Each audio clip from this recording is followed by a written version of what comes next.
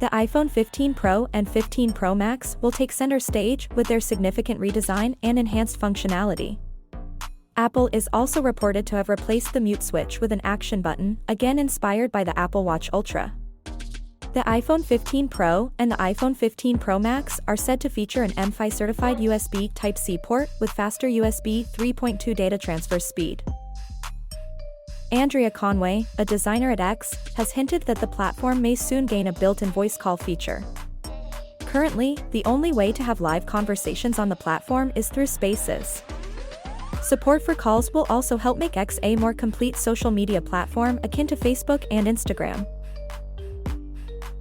RBI Governor Shaktikanta Das announced other new features for UPI at the Monetary Policy Committee (MPC) meeting on Thursday. The feature will work on both smartphones and feature phones, helping to increase digital penetration in the country. Offline UPI payments using near-field communication (NFC) technology through UPI Lite has also been announced.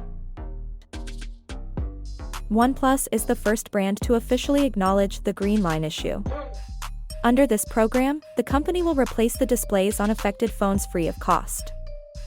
For older models, OnePlus is offering a value exchange plan.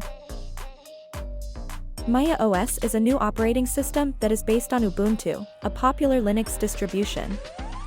One of the main advantages of Maya OS is that it has a similar interface and functionality as Windows.